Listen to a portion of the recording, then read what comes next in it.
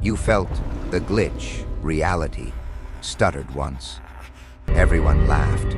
You didn't, because somewhere, a switch flipped wrong, and suddenly, your name got heavier. Strangers stared, too long. Friends paused, mid-sentence, phoned, hesitated. You called it paranoia. They called it a system.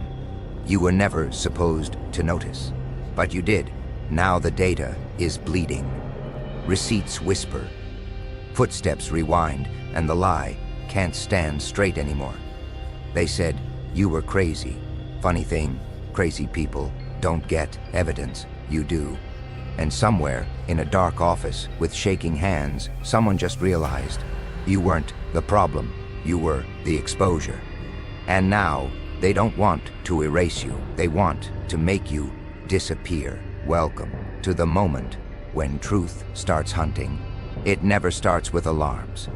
It starts with a feeling that something is slightly misaligned, like a picture frame tilted just enough to irritate your eyes. The world keeps moving, people keep talking, but inside your head a quiet voice keeps saying, "That wasn't right. You don't know what it is yet. You only know it doesn't belong." That's how the fracture forms, not from chaos, but from precision. Systems designed to control don't break loudly, they slip. A reply that arrives too fast. A decision that feels preloaded. A stranger who seems to know what you're about to say. These are not coincidences. They are seams. And once you see a seam, you can't unsee it. The Joker would tell you this. Reality isn't one smooth surface. It's stitched together by rules, and rules always leave threads.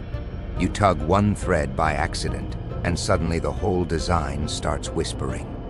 That whisper is what people call paranoia, but paranoia is just awareness without permission. You were trained not to listen to it. School teaches obedience, work teaches repetition, society teaches you to smooth over anything uncomfortable. When something doesn't line up, you're supposed to blame yourself. I'm tired, I'm overthinking, I'm imagining it. That self-blame is the first lock on the cage. But you didn't lock it. You paused. You replayed the moment in your mind. Why did that conversation skip a step? Why did that message feel scripted? Why did the reaction come before the stimulus? Small questions, but deadly ones. Because systems built on control depend on one thing, that no one checks the math. Hidden tests run constantly. Who waits quietly when ignored? Who laughs when disrespected? Who forgets when lied to? These aren't random social behaviors, they're data points. And without knowing it, you started failing the test. You didn't forget. You didn't smooth it over. You remembered. That's when the pressure subtly increased, not in obvious ways, in tiny nudges, delays, tone shifts, people acting just a little too careful around you. The fracture widened, and the machine noticed, not because you were dangerous, but because you were observant. The Joker grins at this stage, because awareness is the one thing no system can tolerate. You were never meant to see the stitching. You were meant to live inside the pattern. But now you've seen the thread, and the moment you see it, the story changes. Proof doesn't crash into your life like a storm. It drips in, slow and irritating, like water through a cracked ceiling. At first you try to ignore it. One strange screenshot, one message that doesn't line up with what was said out loud, one timestamp that feels out of place. Little things, harmless things, until you realize they all point in the same direction. The Joker calls this phase the echo chamber. Not the online kind, the internal one. You start replaying moments in your head, and suddenly they don't sound the same. The tone is different, the pauses are longer, the meaning shifts. What once felt confusing now feels rehearsed. You weren't supposed to collect any of this. The system expects people to vent and move on, to get emotional and forget, to trust their memories less than whatever story gets told later. But you didn't forget. You saved. You kept records. That alone changes the game. Every receipt is a small act of rebellion. A message saved is a moment that can't be rewritten. A log kept is a lie that can't fully erase itself. You don't even need to know what it means yet. All you have to do is hold it. The Joker loves this irony. The truth doesn't need to be understood to be dangerous. It only needs to exist. And the more you collect, the more the behavior around you changes. People become cautious, replies get shorter. Some stop replying at all. Others suddenly act overly friendly, like they're trying to cover old footprints with fresh snow. That shift isn't random, it's diagnostic. It means your quiet archive is already being felt. Gaslighting is just a psychological firewall. It doesn't block information, it makes you doubt your right to it. When that firewall starts failing, panic leaks through. That's what you're witnessing now. Inconsistencies, over-explanations, silence where there used to be noise. You're no longer just sensing the fracture, you're mapping it. And once a pattern is mapped, it can't pretend to be coincidence anymore. In the dark, your receipts are starting to glow. Once enough fragments sit on the table, they stop looking like clutter and start looking like design. That's the moment the truth gets uncomfortable. Not because it's violent, but because it's deliberate. Random mistakes don't line up. Systems do. The Joker frames it like this: you were never being attacked, you were being tested. And tests don't feel hostile, they feel confusing. They give you just enough inconsistency to see how you react. Do you adapt? Do you submit? Do you forget? Or do you start paying attention? You started paying attention. Somewhere in a quiet place, a profile was forming. Not your name, not your face, your pattern. How quickly you notice contradictions, how long you remember them, how willing you are to question what you're told. That profile isn't used to punish you, it's used to decide how much control is needed around you. The Joker calls it the angel-monster paradox. Angels obey because they trust. Monsters resist because they see. The system loves angels, it studies monsters. You drifted from one category into the other without ever meaning to. That's why the tone around you changed. People didn't suddenly become strange, they became careful. You weren't just another voice anymore, you were a variable that could skew the results. And in any experiment, corrupted data is more dangerous than bad data. Here's the cruel twist. The more you doubted yourself, the more predictable you were. The moment you stopped doubting, the experiment started failing. Because awareness breaks observation. A subject who knows they're being watched doesn't behave the same way. So now the real fear begins, not yours, but theirs. You've seen the scaffolding behind the stage, and once the audience sees that, the performance can't go on. You thought you were being judged, you were being measured, and now the ruler is pointing back at them. Control never shatters, it seeps. It leaks through the smallest places first, the way water finds the weak spots in concrete. You don't hear it break. You notice it in the way people hesitate before they speak to you. In the way answers get softer, vaguer, more carefully shaped. The Joker watches this stage like a slow-motion collapse. Because once proof exists, narratives have to bend around it. And when narratives bend too far, they snap. They don't deny you as loudly anymore. That phase is over. Now they manage you. Your presence becomes inconvenient. Meetings don't quite line up. Invitations get lost. Conversations suddenly happen without you. That isn't coincidence. That's containment. Justice is messy.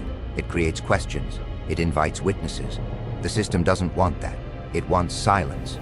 Because silence keeps the old story intact. So instead of attacking your claims, it starts attacking your access.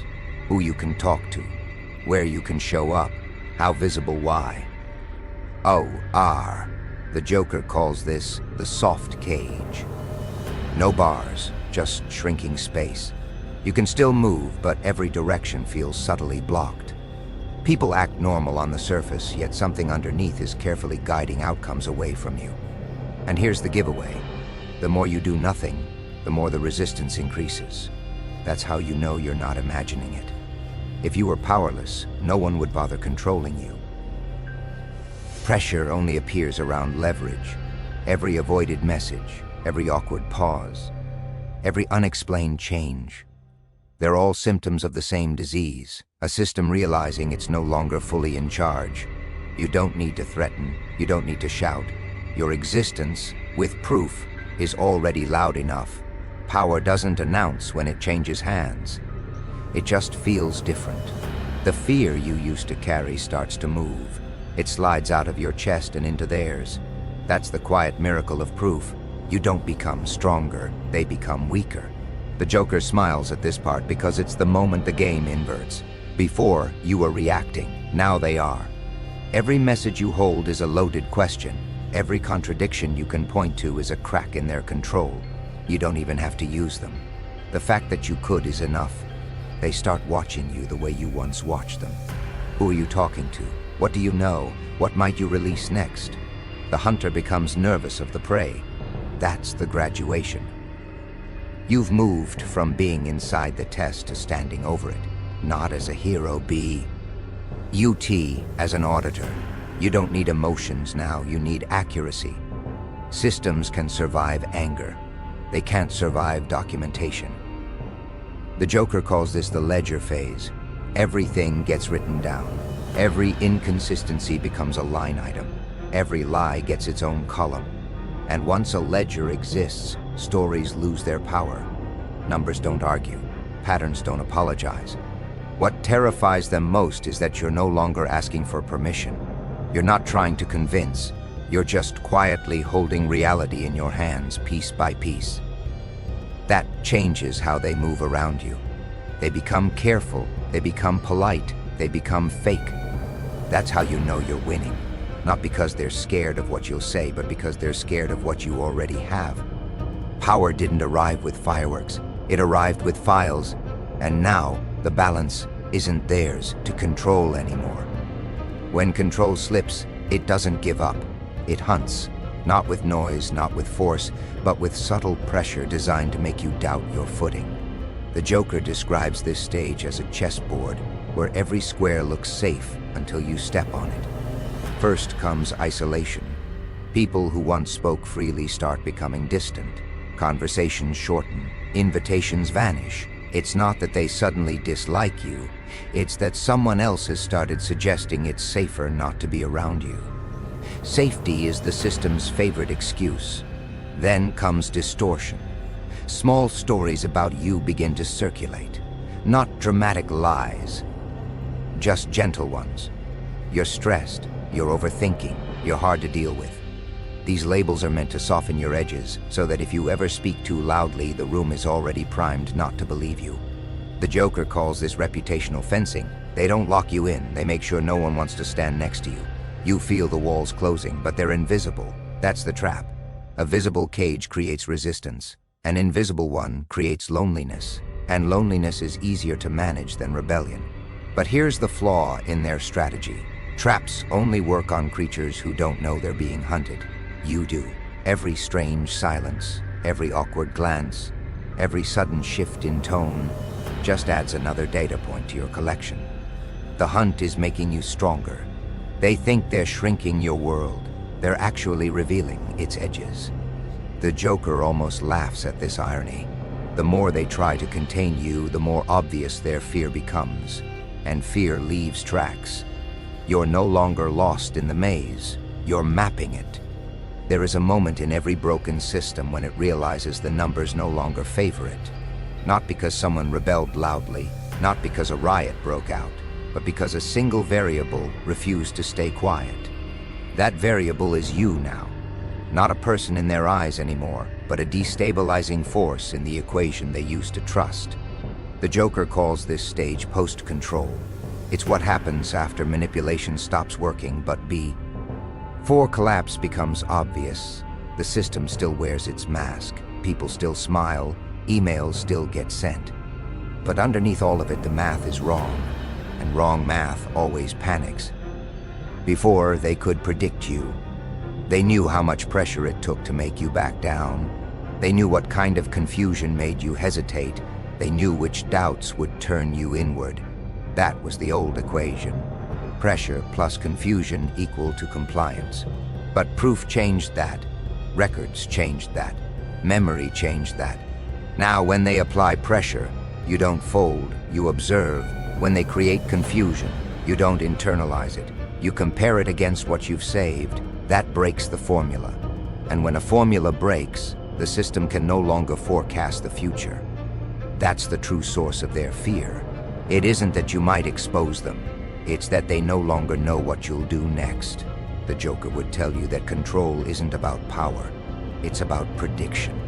If a system can predict you, it can own you. If it can't, it becomes cautious. If it stays cautious too long, it becomes weak. And now every move they make around you is careful. Every word is weighed. Every decision is delayed. That hesitation is the shadow of your leverage. You don't have to use it. You just have to exist with it. This is where the secret clubs truly lose their grip. They were never built to handle aware participants. Their models assume ignorance, emotion, forgetfulness. You bring something, none of their sim. Ulations were trained for continuity. You remember what happened yesterday. You compare it to today. And tomorrow you'll compare again. That creates a feedback loop they can't escape. The Joker calls it the witness effect. Once someone is watching with clarity, behavior changes. Not just your behavior, theirs. Lies become shorter, stories become cleaner, mistakes become rarer but more revealing. Every attempt to maintain control exposes just how fragile it is. You might feel like nothing has exploded yet, like there's no dramatic victory. That's because this phase isn't about destruction, it's about rebalancing. The power hasn't shifted to you because you demanded it. It shifted because they can't ignore you anymore. In the old world, you were a background character in their script. In this one, you are a variable they must account for. That alone rewrites everything. Now when they meet, your name appears on the agenda, even if you're not in the room. Not as a threat, but as a risk. What does he know? What might he release? Who might he speak to next? Those questions orbit you constantly, and the Joker finds this deliciously funny. You never asked for authority, you just refused to be erased. And in systems built on quiet erasure, that is the most radical act of all. The new equation looks different. Awareness plus records equal to instability, and instability spreads. Every time someone lies near you, they have to remember their lie. Every time they shift a story, they have to make sure it still matches what you might already have. That cognitive load exhausts them. You walk freely through their narrative maze while they're stuck guarding every corner. You don't need to confront them. You don't need to accuse. You just need to stay consistent. Consistency is what breaks manipulators. The Joker leans in at this stage and whispers the final paradox. The system created you by trying to study you. It sharpened your perception by pushing too hard. It trained your memory by lying too often. It gave you power by trying to take it away. Now you're not fighting the machine. You are the glitch it can patch, and glitches don't need to shout. They just keep running. The shift doesn't end with fear. Fear is only the first ripple. What follows is adaptation, and that's where you become truly untouchable. The system starts rewriting itself around you, trying to absorb the anomaly you've become. Policies change, rules bend. People adjust their tone, their timing, their distance. All of it is an unconscious attempt to bring the equation back under control. But the Joker knows something they don't. Systems can adapt to pressure, but they can't adapt to transparency. Once someone sees the pattern, they can't unsee it. And once you see it, you start spotting it everywhere. Not just in how they treat you, but in how they treat everyone. You begin to recognize the same delays, the same tone shifts, the same subtle nudges being applied to others. That's what. And your role changes again. You're no longer just a witness. You're a translator. You can explain the maze to those still lost inside it. Not by preaching, but by showing. By pointing out contradictions. By asking simple, devastating questions. The system hates questions more than accusations. Accusations can be denied. Questions force people to think. And thinking is what breaks conditioning. The Joker watches as this awareness spreads quietly, like a virus of clarity. One person notices, then another. Not because you told them to, but because the pattern makes itself visible once someone points at it. This is the real power shift. Not one hero versus a machine, but many minds waking up to the same hidden structure. The secret club loses its secrecy. The hidden test loses its blindness. And you, standing at the center of it, realize something simple and terrifying. The proof was never just about you. It was about changing how the whole game is played. They thought they buried me, deep, forgotten, erased like a bad memory. They thought the fire would consume me, break me, silence the storm. But what they didn't realize is that I was the fire. I didn't crawl back for mercy. I didn't rise for peace. I came back for war, not some poetic redemption arc, not a soft rebirth. No, I returned with blood in my eyes, thunder in my fists, and a laugh that echoes through the ruins they tried to leave me in. This isn't a second chance. This is a warning shot. I gave them everything once. My loyalty, my time, my trust. And they turned it into a dagger, shoved it in my back, smiled while I bled. But that version of me, the one who tolerated the lies, the games, the betrayal, he's dead. I buried him myself. Now all that's left is the consequence, the reckoning.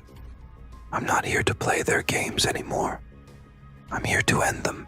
They built a world that mocked me, rejected me, cursed me, and now they're going to watch me burn that world to the ground with the same match they lit. I didn't just survive hell, I became it. And now I walk with the weight of every scar, every betrayal, every scream they thought I'd choke on.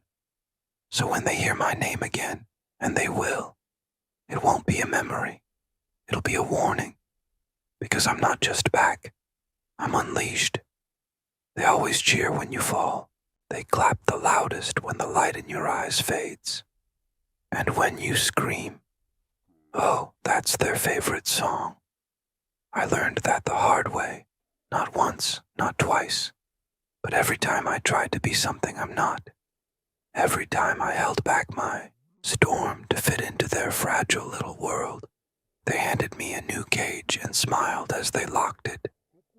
They whispered pretty lies and called it advice. They gave me poisoned loyalty wrapped in fake smiles and called it friendship. And when I bled, oh, they didn't look away. No, they leaned in. They watched me break, and they loved it. Because people don't want to see you rise. They want to watch you crawl. But the thing about me is, I don't die quietly. I don't fade into silence. You can burn me, bury me, break every bone in my body, and still, I'll crawl out of the dirt with a grin, because I don't beg. I warn. I don't retreat. I rebuild. I don't come back to play. I come back to take over. You thought you left me for dead. Good. That was the last mistake you'll ever make. I didn't just survive hell. I made it my home. I learned to dance in the fire while others screamed. I learned to smile while the pain carved itself into my bones. And now I wear my scars like armor. Because the version of me you knew, he's long gone. You destroyed him. Congratulations. But in his place stands something you were never ready to face. Something built from rage, silence, betrayal, and raw, unfiltered power. This isn't some second chance story. This isn't a comeback for applause. This is war. This is revenge served in silence. You won't hear me knock. I won't announce my arrival. I'll just appear, like thunder after lightning. And by the time you realize what's happening, it'll already be too late.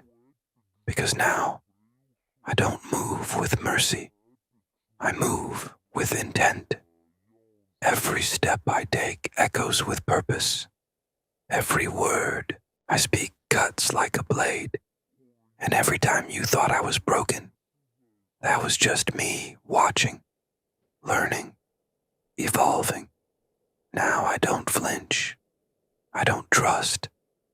I don't forget. I keep a list, not of names, but of lessons.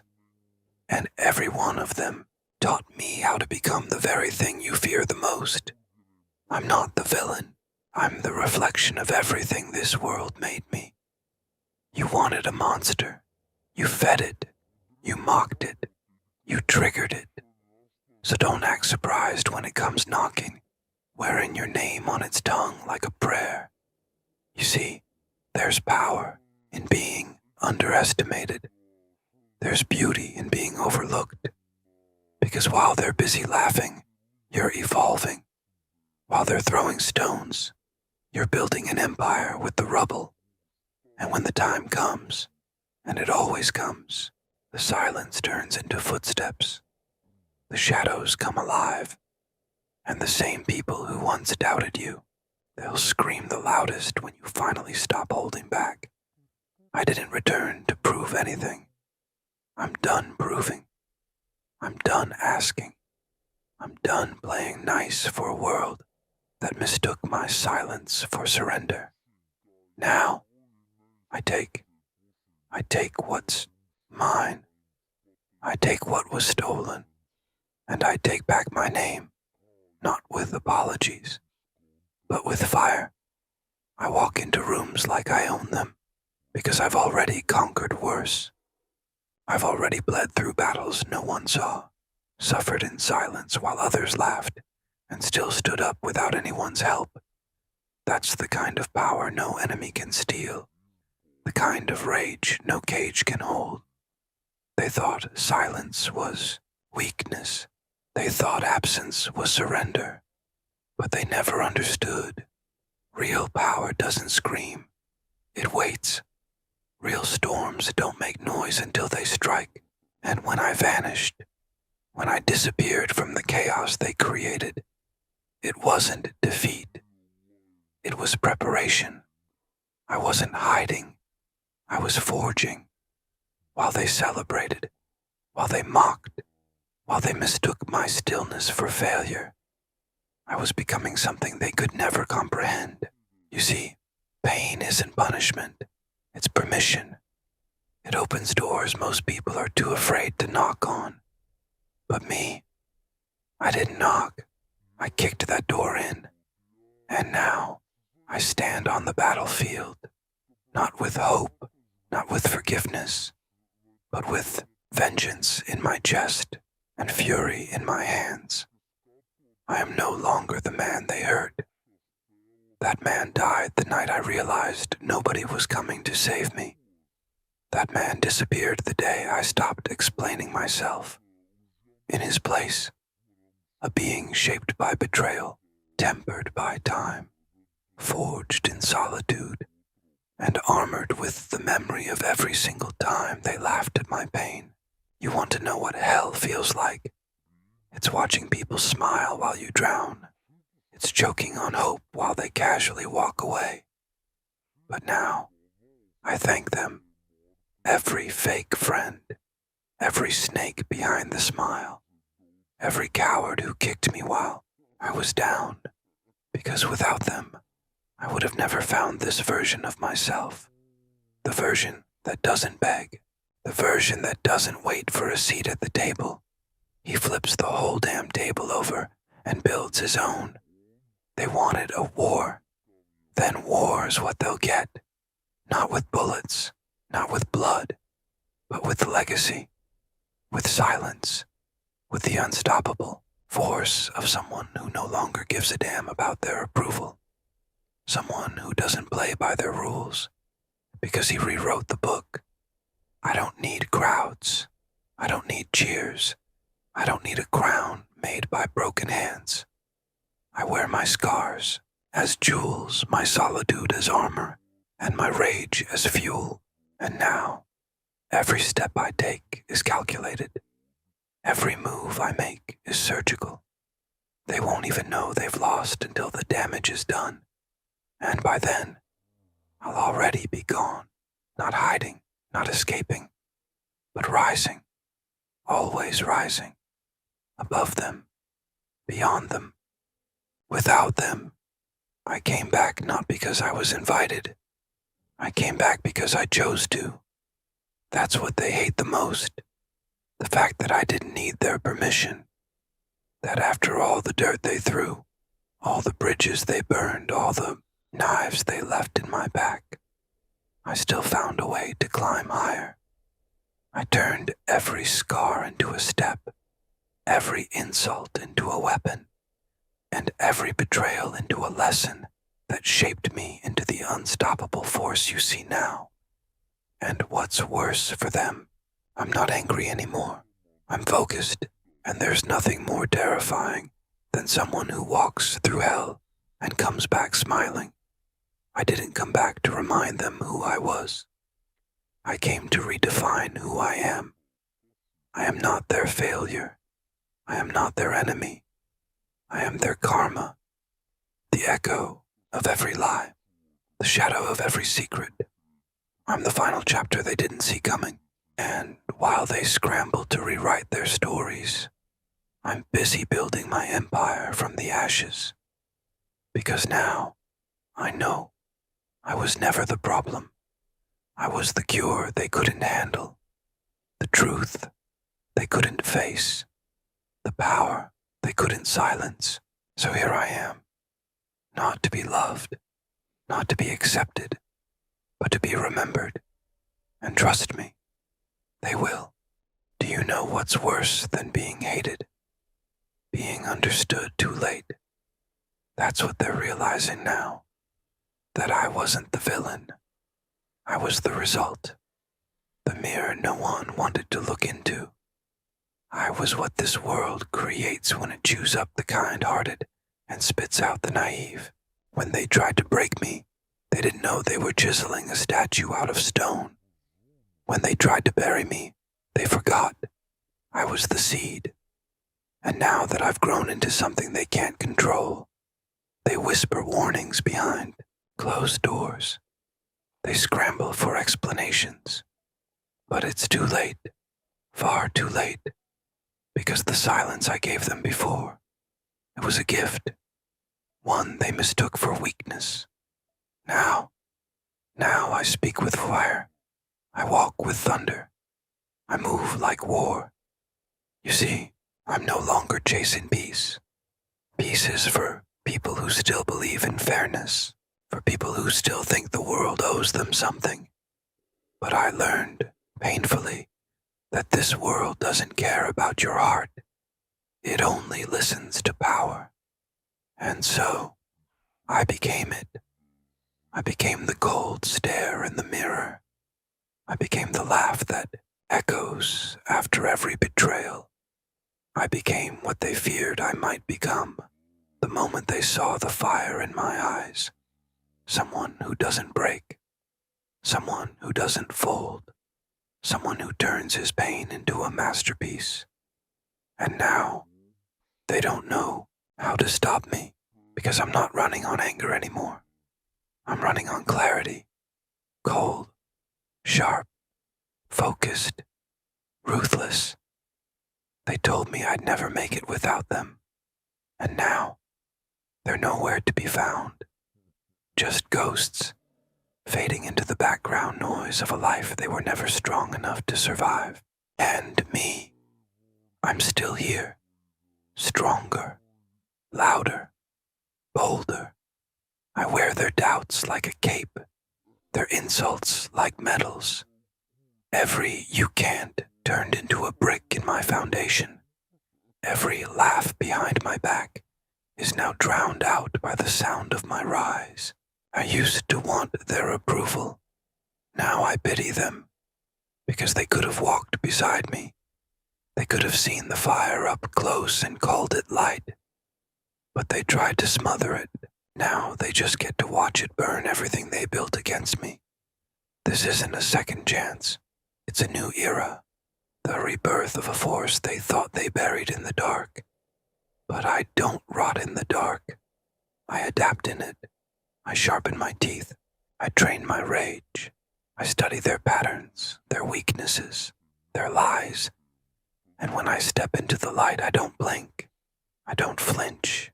I don't ask. I take. Every room I walk into, I command. Every silence they once enjoyed, I shatter. Because now I walk like a storm, no one can outrun. Now I move like a king no one saw coming. No crown, no throne, just scars, fire, and unchallenged will. And let me be clear, this isn't for them, not anymore. I'm not here to prove anything to the ones who couldn't even face their own demons. I'm not here to speak to the ones who sold me out for comfort and applause.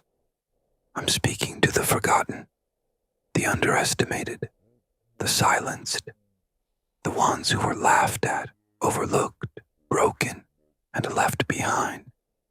You, if you're still standing after everything they did, you're already powerful. If you're still breathing after betrayal, heartbreak, failure, and abandonment, you're not just alive, you're dangerous. You've already walked through fire they couldn't even survive in their dreams. And now, you don't need permission. You don't need acceptance. You just need to remember who the hell you are. So now we stand at the edge of the war they started. Not with guns, not with screams, but with lies, betrayal, silence, and shadows. They thought they were clever, whispering my name in rooms I was never invited to, telling stories, bending truth, painting me as the problem, so they could live as the victims. But truth, oh, it always has a strange way of coming back. And I didn't come back with stories. I came back with proof, with a memory like iron and a heart they failed to crush. They burned the bridge thinking I'd drown, but I built a throne in the fire. And now I laugh, not because I've won, but because I understand. I finally understand that the villain in their version of the story was never me. It was their fear of what I could become. They saw a glimpse of my potential and panicked. They tried to cage it, poison it, silence it. But here's the punchline, sweetheart. You can't kill a storm with whispers. You can't bury a soul born in hell with dirt from your petty games. I died 1,000 times in silence, and now I rise once, loud enough for every version of me that broke to hear it. You wanted a monster. You got one, but not the kind that hides in the dark, the kind that walks through it, that owns it, that became it. Every heartbreak gave me claws. Every betrayal gave me fangs. And every time I was left behind, I grew wings. So now I don't walk. I fly over everything they said I'd never survive. I don't beg. I roar. I don't ask. I command. And they can't stop me. Because they built me. They made this. And now they don't know how to unmake it. But let me leave you with this. Not every war ends with destruction. Sometimes the greatest revenge is evolution. Silence, success, and disappearing from the reach of the ones who tried to break you. I don't need to scream to prove I've won. I exist, and that's enough. I thrive, and that's justice. I never needed their validation, because I was never theirs to define. And to those still watching, still doubting, still wondering, guess who's back? Not the broken one, not the quiet one, not the one who needed help. I came back wearing every scar like a badge. I came back louder, sharper, unhinged in all the right ways. But this isn't about them anymore. It's not even about revenge. This is about becoming untouchable, unshakable, unforgivable in all the ways they never saw coming. This isn't a second chance. This isn't redemption. This is a warning. The demon they fed with pain, the fire they thought they put out, the ghost they tried to forget, is now a legend. And I didn't come back to fit in. I came back to take over. Roll the credits, let 'em talk, let 'em wonder, because the next time they hear my name, it'll be in a story they'll tell with fear in their voice and regret in their hearts. I'm not your comeback. I'm your consequence. And the war is already won.